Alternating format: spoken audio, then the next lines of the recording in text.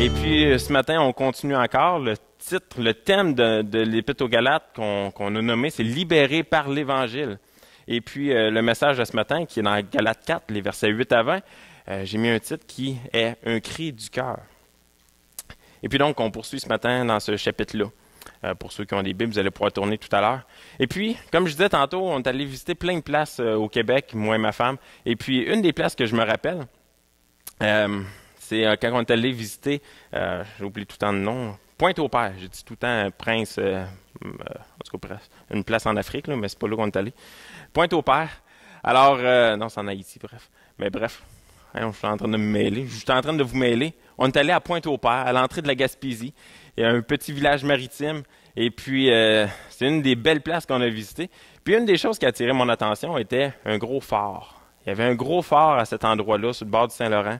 Et puis, pour ceux qui n'ont jamais vu un phare, ça ressemble à ceci. C'était immense, c'était grand. Ça, c'est une des photos qu'on a prises là-bas.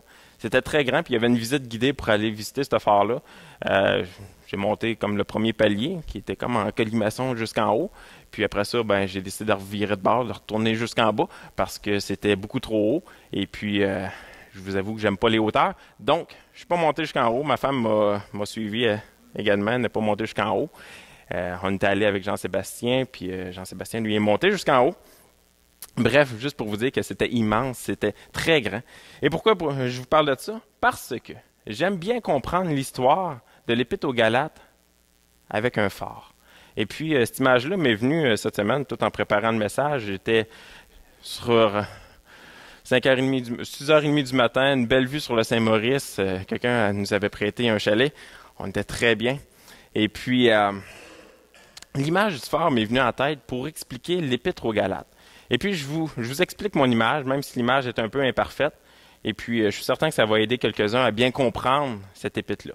Alors, imaginez que Paul est le gardien du phare. Et comme qu'on voit ici, une petite maison, ça, c'est la maison du gardien du phare.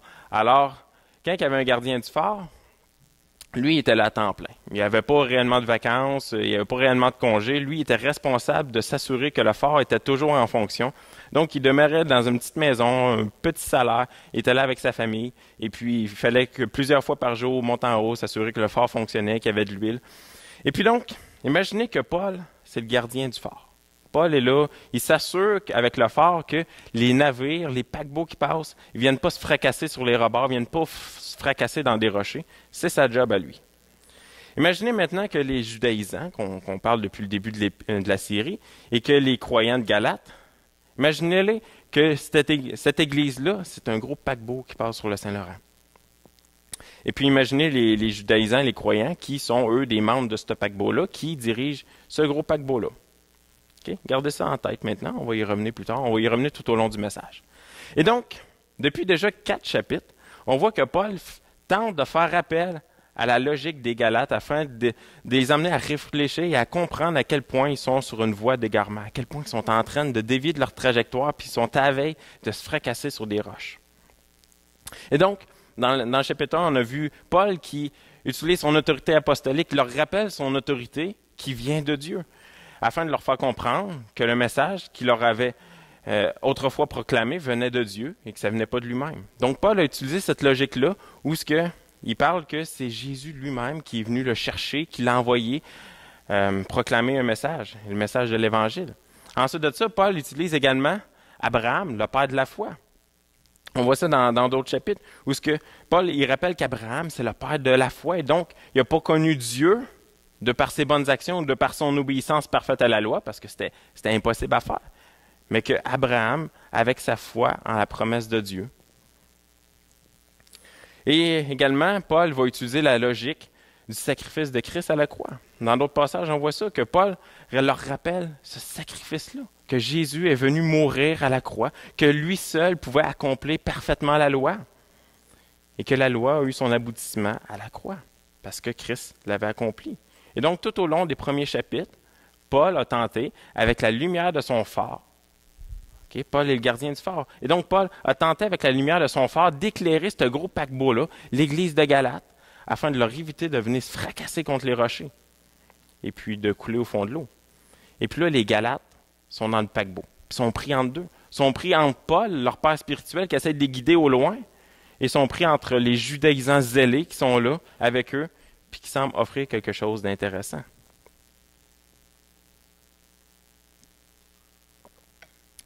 Le problème que Paul tente de régler depuis le début de la lettre est énorme.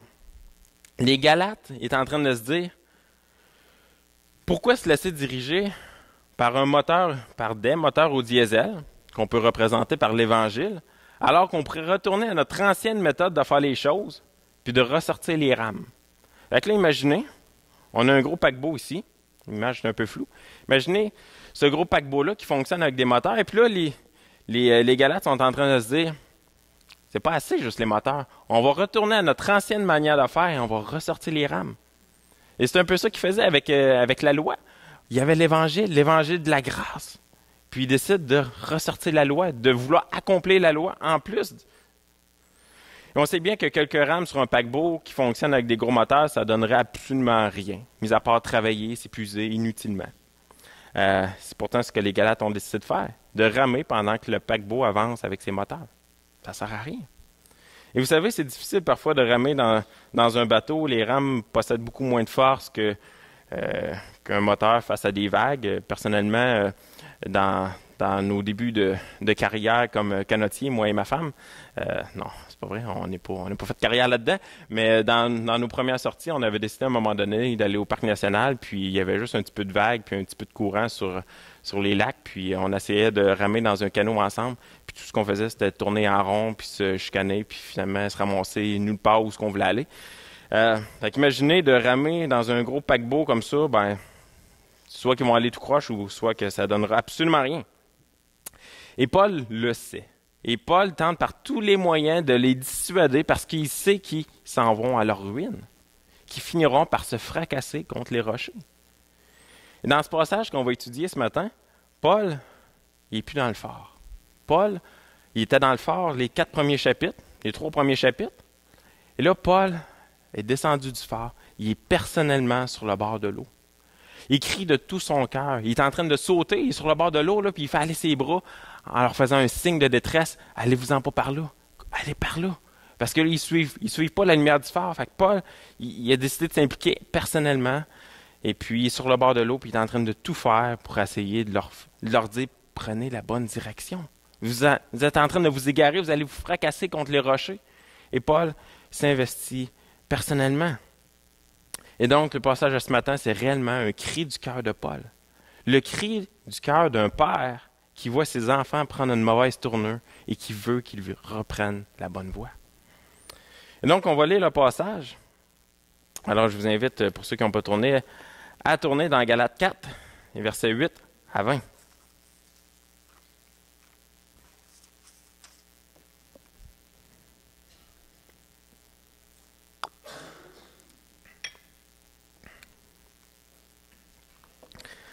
Alors, le verset 8. « Autrefois, ne connaissant pas Dieu, vous serviez des dieux qui ne le sont pas de leur nature. Mais à présent que vous avez connu Dieu, ou plutôt que vous avez été connus de Dieu, comment retournez-vous à ces faibles et pauvres rudiments auxquels de nouveau vous voulez vous asservir encore? Vous observez les jours, les mois, les temps et les années. Je crains d'avoir inutilement travaillé pour vous. Soyez comme moi, car moi aussi je suis comme vous. Frères, je vous en supplie. Vous ne m'avez fait aucun tort. Vous savez que ce fut à cause d'une infirmité de la chair que je vous ai, pour la première fois, annoncé l'Évangile. Et mis à l'épreuve par ma chair, vous m'avez témoigné ni mépris, ni dégoût. Vous m'avez au contraire reçu comme un ange de Dieu, comme Jésus-Christ. Où donc est l'expression de votre bonheur? Car je vous atteste que si cela eût été possible, vous vous seriez arraché les yeux pour me les donner. Suis-je devenu votre ennemi en vous disant la vérité? Le zèle qu'ils ont pour vous n'est pas pur, mais ils veulent vous détacher de nous afin que vous soyez zélés pour eux. Il est beau d'avoir du zèle pour ce qui est bien en tout temps, et non pas seulement quand je suis présent parmi vous. Mes enfants, pour qui j'éprouve de nouveau les douleurs de l'enfantement, jusqu'à ce que Christ soit formé en vous, je voudrais être maintenant auprès de vous et changer de langage, car je suis dans l'inquiétude à votre sujet. Prions. Seigneur Dieu, on veut te remercier pour cette cette épître. Merci pour le cœur de Paul qui est livré, qui est mis sur la table ici. On voit le cœur d'un père qui s'inquiète pour ses enfants, qui voit ses enfants dans la foi prendre une mauvaise tournure, qui les voit se diriger vers un précipice. Et il veut à tout prix les sauver, il veut à tout prix les remettre sur la bonne voie.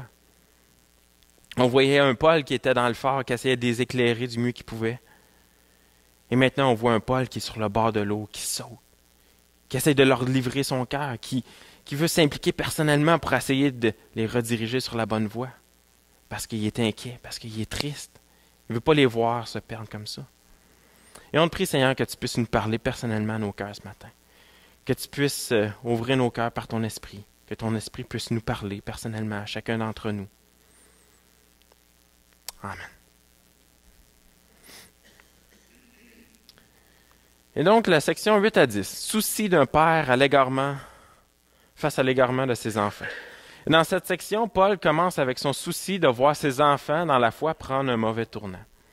Dans le verset 8, Paul leur rappelle le passé où ils ne connaissaient pas Dieu. Il disait, autrefois, ne connaissant pas Dieu, vous serviez des dieux qui ne le sont pas de leur nature. Le terme connaître ici ne fait pas référence au fait de savoir ou détenir une information intellectuelle sur quelqu'un ou quelque chose, comme je connais le numéro de téléphone d'un tel ou l'adresse postale d'un tel. Le terme connaître fait ici référence à une alliance. Il parle du fait d'avoir une alliance avec le Dieu de l'univers. Et ce que Paul fait allusion est donc que dans le passé, les Galates étaient des incroyants, c'est-à-dire qu'ils n'avaient aucune alliance avec le Dieu créateur et qu'ils étaient au contraire sous l'esclavage de la loi, l'esclavage des faux dieux. Au verset 9, Paul utilise le terme « mais à présent ». Et ce terme fait une liaison entre les deux temps. C'est un contraste entre ce qu'ils étaient avant, des hommes et des femmes sans relation ni alliance avec Dieu, adorant de faux dieux faits de main d'homme ou de l'imagination de l'homme. Et ce qu'ils sont aujourd'hui, suite à une intervention, des enfants de Dieu, des enfants de la promesse faite à Abraham. Dans le verset 9 encore, Paul ajoute une spécification en disant « ou plutôt que vous avez été connus de Dieu ». Pourquoi est-ce que Paul fait cet ajout-là? Tournez avec moi dans 1 Jean 4,10. Sinon, vous pouvez suivre à l'écran. 1 Jean 4,10.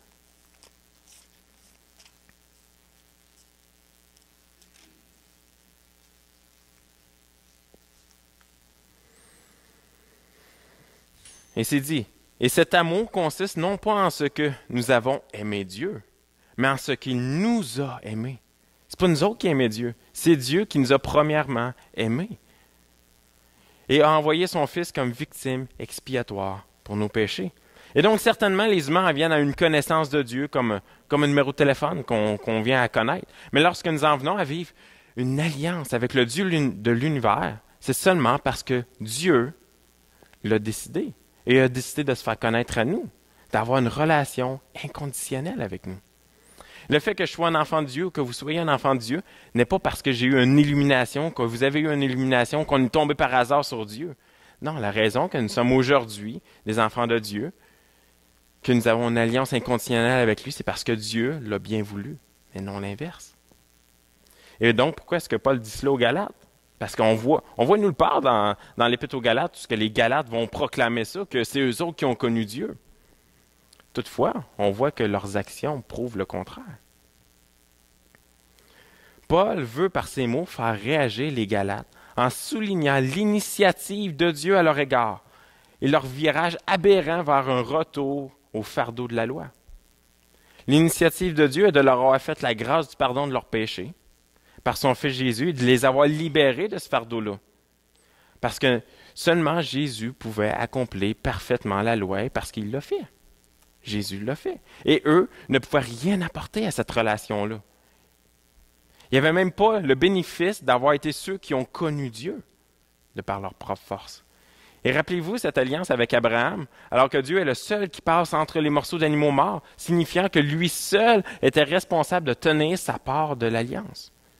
Parce qu'il savait trop bien que nous, on n'allait pas la tenir, qu'on n'était pas capable. Pour les Galates, d'adhérer à la loi, comme ajout à leur foi en Christ, comme ajout à l'Évangile, signifiait compléter leur relation avec Dieu. Ça signifiait pour eux qu'ils allaient pouvoir finalement apporter quelque chose à Dieu. Vous savez, il peut être facile de tomber dans un piège, de penser pouvoir apporter quelque chose à Dieu ou de faire des actions qui feront en sorte que Dieu va m'aimer plus. C'est facile de tomber dans ce piège-là. De faire des actions pour que je sois aimé ou apprécié davantage est un piège qui est présent encore aujourd'hui, en 2016. Et souvent, nous-mêmes, êtres humains, on est drivés, on est dirigés par nos performances, que ce soit à l'école, que ce soit au travail, que ce soit dans les sports, que ce soit dans les ministères, même à l'Église. On cherche la performance. Pourquoi est-ce qu'on est comme ça? On aime le fait d'accomplir quelque chose par nous-mêmes. On aime le fait d'accomplir quelque chose par nous-mêmes. On aime le fait de devenir quelqu'un par nos propres forces. On aime le fait d'avoir l'impression de diriger quelque chose, d'être au contrôle de quelque chose. On aime le prestige cela peut nous apporter. Et donc, lorsqu'on parle de recevoir l'Évangile de façon purement gratuite, sans que je puisse y apporter quoi que ce soit, qui démontrait de mon côté une impression de l'avoir quelque peu mérité, ça devient difficile à accepter. Et le piège est donc d'être comme les Galates, être porté à revenir vers nos vieilles habitudes d'accomplir les choses par nous-mêmes. Il faut se rappeler, mes frères et sœurs, que Dieu nous aime déjà au plus haut degré divinement possible. C'est un amour qui va au-delà de notre compréhension humaine. Il ne peut pas nous aimer plus qu'il nous aime maintenant. Rien ne pourra jamais changer le degré d'amour que Dieu a envers nous, que ce soit plus ou moins. Rien ne va pouvoir changer le degré d'amour que Dieu a envers nous, malgré nos infidélités. Et puis je vous ai mis un passage ici, 3 titres 3, 4 à 7, que je vais vous lire. « Mais lorsque la bonté de Dieu, notre Sauveur, et son amour pour les hommes a été manifesté, il nous a sauvés. Non à cause des œuvres de justice que nous aurions faites, mais selon sa miséricorde. Par le baptême de la régénération, le renouvellement de son Saint-Esprit, qu'il a répandu sur nous avec abondance par Jésus-Christ notre Sauveur, afin que, justifiés par sa grâce, nous devenions en espérance héritiers de la vie éternelle. » Et donc, pour Paul, le retour aux rames, de sortir les rames du paquebot et de ramer avec les moteurs pour faire avancer le paquebot, avec un peu de leurs propres efforts, était tout simplement inconcevable. C'était inconcevable pour Paul de revenir aux rames. Et puis si on fait un retour juste en arrière dans le chapitre 3 de Galates, Paul disait « Êtes-vous tellement dépourvus de sens? Après avoir commencé par l'esprit, voulez-vous maintenant finir par la chair? » Une telle addition à leur foi, de rajouter la loi à l'Évangile, ne signifiait pas avoir quelque chose de plus. Non, au final, c'était une soustraction. Ils étaient en train de soustraire quelque chose. Au final, ce qu'ils exprimaient, c'était que leur action, avec leur action, était que l'accomplissement de Christ à la croix était tout simplement insuffisant. C'est ce qu'ils étaient en train de proclamer. On doit ajouter de respecter la loi, ce qu'aucun homme n'a jamais réussi, de façon à être pleinement accepté de Dieu. C'est ce que les Galates, c'est ce que les judaïsants prêchaient avec tant de zèle qu'ils essayaient d'emmener les Galates à faire. Et je vous rappelle, je vous répète ce qu'il disait en d'autres mots, c'est on doit ajouter de respecter la loi aux côtés de l'Évangile, ce qu'aucun homme n'a jamais réussi à faire, de façon à être pleinement accepté de Dieu. Il voulait ajouter la loi pour être accepté de Dieu. Il voulait faire quelque chose pour être accepté de Dieu parce que l'Évangile de la grâce n'était pas assez pour eux, parce que c'était gratuit. Et quelle tristesse de voir des enfants prendre la mauvaise voie. Et je ne peux qu'imaginer le sentiment d'un père ou d'une mère voir son enfant s'éloigner en prenant une route de destruction personnelle. Ça doit être atroce. Et c'est exactement comme cela Paul le vit. Ayant probablement été celui qui a implanté cette Église, ayant été leur père spirituel, celui qui leur a apporté l'Évangile pour la première fois, celui qui les a emmenés à la foi en Christ. Et maintenant, il les voit pris dans un piège, placé par les judaïsants qui sont zélés, qui tentent par tous les moyens de séduction de les égarer sur une mauvaise voie et de les précipiter vers les récifs. On voit clairement le ton de Paul dans cette lettre, au travers de ce passage de ce matin. Paul est attristé. Paul est attristé. Et regardez les différents termes qu'on utilise simplement dans le passage de ce matin. Je vous les mets à l'écran. Paul utilise « je vous en supplie ». Où est l'expression de votre bonheur? Suis-je devenu votre ennemi? Mes enfants pour qui j'éprouve de nouveau les douleurs de l'enfantement? Je suis dans l'inquiétude à votre sujet. Paul est un père attristé qui est prêt à tout perdre pour leur dire la vérité qui fait mal. Même si cela lui attirait le mépris des Galates, il est prêt à vivre tout cela pour ramener ses enfants sur la bonne voie. Et quel exemple nous avons chez Paul? L'exemple d'un homme prêt à dire la vérité avec beaucoup d'amour, de fermeté, malgré les chances de se faire détester et de peut-être devenir leur ennemi. Au verset 10 de notre chapitre 4, Paul fait référence à l'observance des jours, des mois, des temps et les années. De quoi est-ce que Paul parle? Et ce passage de Paul, les experts ne s'entendent pas pour dire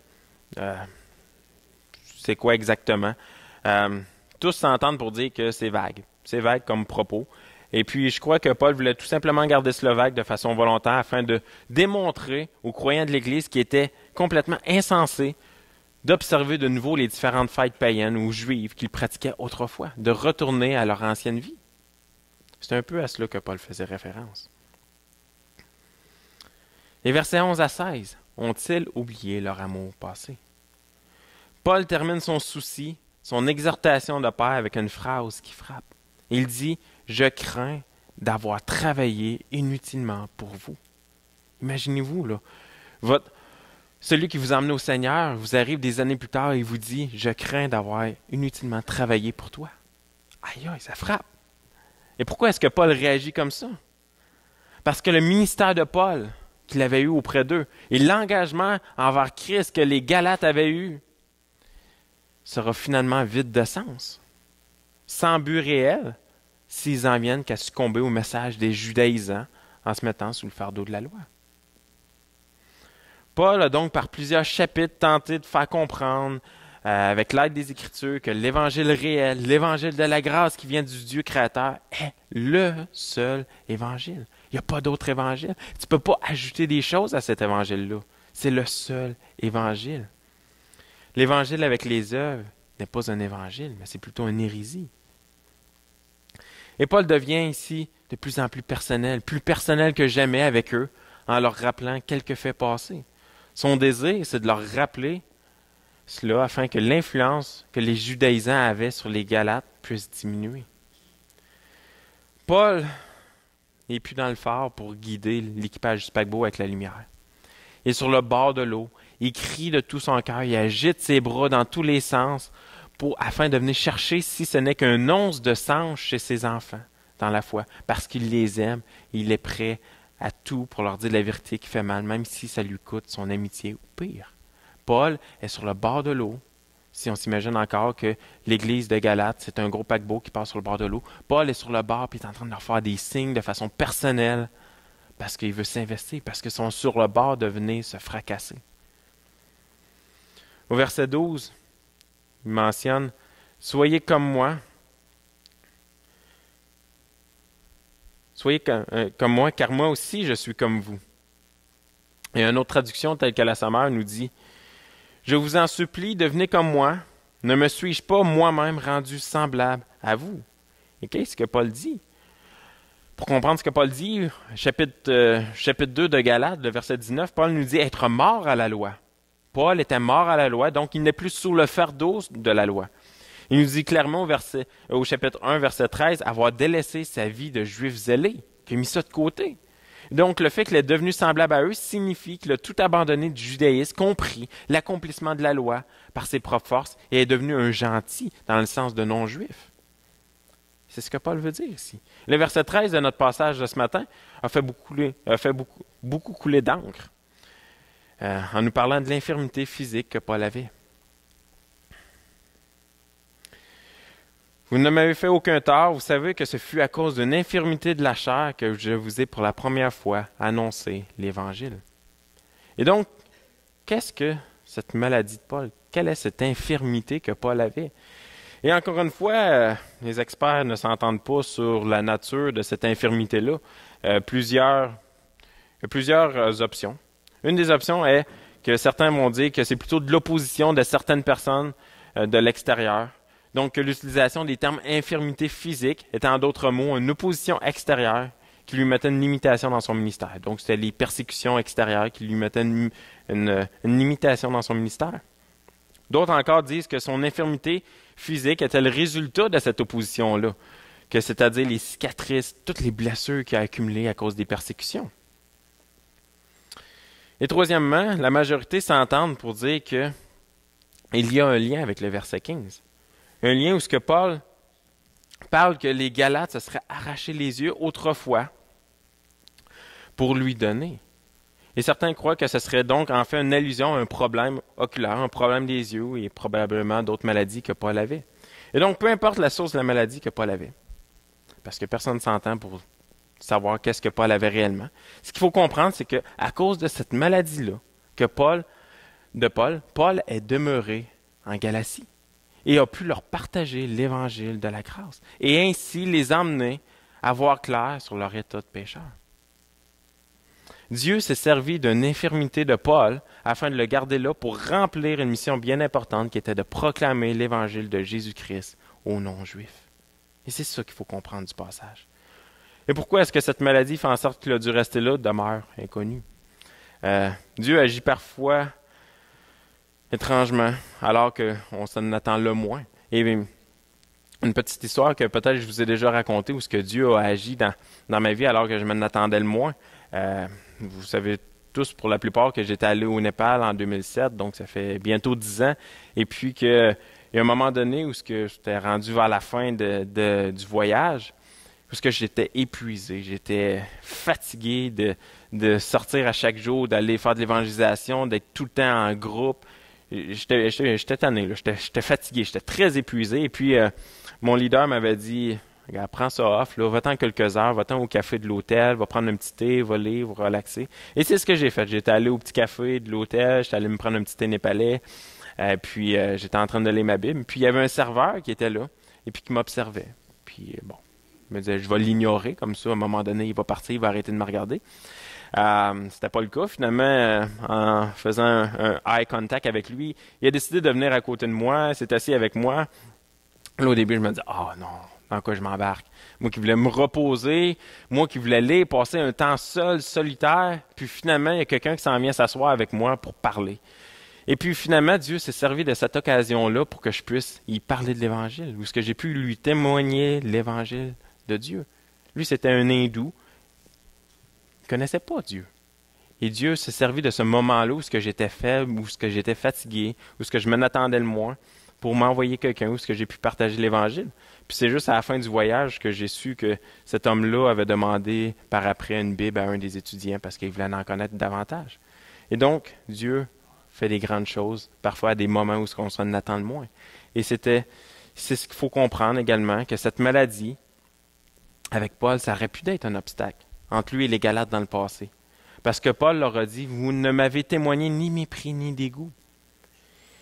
Il l'avait bien accueilli malgré le fait qu'il était probablement dans un état qui était non accueillant, probablement même répugnant. Il a été accueilli par les Galates comme un ange de Dieu. C'est ce que le texte nous dit. Et dans la Bible, on voit clairement que les anges étaient toujours envoyés avec un message précis à transmettre. Paul veut sans doute dire par cela que non seulement ils l'ont accueilli comme une personne d'importance, mais ils ont accueilli le message qu'il proclamait également, comme si ça venait d'un ange qui apportait un message de la part de Dieu, un message qui avait une autorité. Et Paul pousse encore plus loin dans le même passage en disant que non seulement comme un ange ils l'ont accueilli, mais ils l'ont accueilli comme Jésus-Christ lui-même. Et donc dans ces versets 11 à 15, on voit clairement que Paul a vécu quelque chose d'important avec les Galates dans leur début. On voit clairement l'attachement et l'amour qui était réciproque entre les deux. On voit que Paul avait une relation avec eux. Paul avait une relation spéciale avec eux. Au travers de toute cette épître aux Galates, on voit tout de même la tristesse, l'inquiétude de Paul. On le voit particulièrement dans les passages d'aujourd'hui. Non. On voit que premièrement, Paul est triste de voir ses enfants se détourner de la voie qu'il leur avait enseignée. Paul a été leur père spirituel, le premier à leur enseigner l'Évangile, et puis là, il est triste de les voir se détourner tranquillement de la voie qu'il leur avait enseignée. Deuxièmement, on voit qu'il est triste de les voir ignorer à quel point Dieu les aime. À quel point Dieu les aime d'un amour qui est inconditionnel, qui est immesurable. Et troisièmement, il est triste de voir à quel point ils ont oublié l'importance de la mort de Christ à la croix. Ils ignorent l'importance du sacrifice de Jésus-Christ à la croix qui a accompli la loi. Quatrièmement, il est inquiet de les voir se tourner vers ce que lui-même, juif zélé, avait mis de côté, c'est-à-dire la loi. Pour vivre pleinement l'évangile de la grâce, ils étaient en train de sortir leur rame du paquebot, malgré que les moteurs fonctionnent à plein régime. Les Galates étaient en train de sortir les rames, étaient en train de reprendre la loi, rajouter ça à l'Évangile, et Paul est inquiet. Et parfois, quand on doit nous-mêmes reprendre un frère ou une sœur, un ami proche, il peut être bien de prendre l'exemple sur Paul, au lieu de simplement leur jeter des passages bibliques d'en face, de prendre un temps avec eux afin de leur rappeler l'amour que vous leur portez. Malheureusement ou heureusement, les résultats ne dépendent pas de nous. Parfois, malgré tout l'amour que l'on aura pu témoigner envers la personne va tout simplement refuser de vous écouter et donc d'écouter la parole de Dieu. Vous serez peut-être même perçu comme étant méchant dans l'histoire, comme Paul. D'autres moments, ce sera tout simplement le contraire. Pour l'avoir vécu moi-même à plusieurs reprises, il est très difficile de reprendre un frère, de reprendre une sœur, même si on est proche de cette personne-là, même si on le fait par amour pour eux. C'est difficile. Parce qu'on ne sait jamais comment la personne va réagir au final. Soit on va être plus proche de cette personne dans l'avenir, soit qu'on va devenir, au contraire, l'ennemi peut-être. Et c'était l'inquiétude de Paul. Paul était inquiet de ça. Paul est en train de reprendre ses enfants dans la foi, il ne sait pas comment ils vont réagir. Il leur dit lui-même, « Suis-je devenu votre ennemi? » Paul est inquiet. Mais Paul était prêt, par amour, à payer ce prix-là. Suis-je devenu votre ennemi en vous disant la vérité?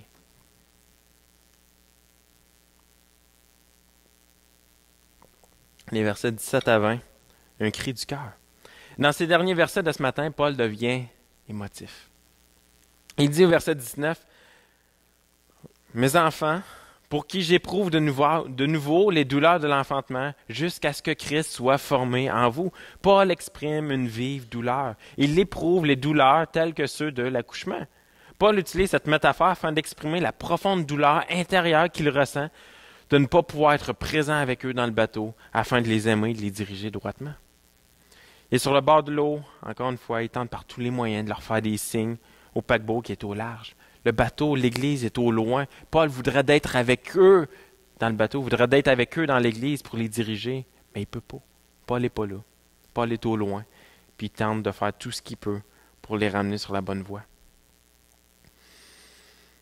Le désir de Paul dans son cri du cœur est indiqué dans le verset 19. La fin du verset 19 qui dit « Jusqu'à ce que Christ soit formé en vous ». Le désir de Paul, ce n'est pas de se glorifier dans les Galates. Son désir, ce n'est pas de reproduire des petits Paul. Son désir, c'est que les Galates puissent vivre comme étant des croyants porteurs de l'image de Christ en eux. C'était le désir de Paul, c'est son désir au travers de toute cette lettre-là, que les Galates puissent vivre en étant porteurs de l'image de Christ en eux et de vivre ce vrai évangile qui libère réellement.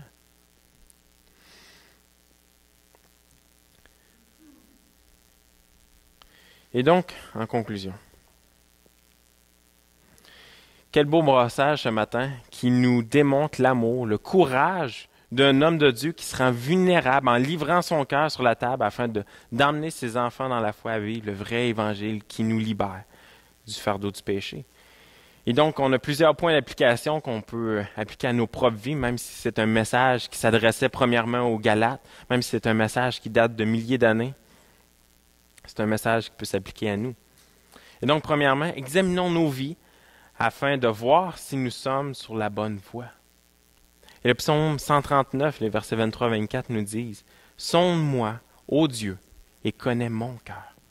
Éprouve-moi, connais mes pensées. » Et donc, ce passage-là ne dit pas « Sonde le cœur de mon voisin à côté de moi. » Tu sais, souvent, on est porté, parce que je le vis moi-même, des fois, je suis assis dans l'assistance, puis j'écoute des messages, puis je me dis « Ah, ça s'adresserait bien à telle ou telle personne. » Mais je pense pas que ça s'adresse à moi des fois.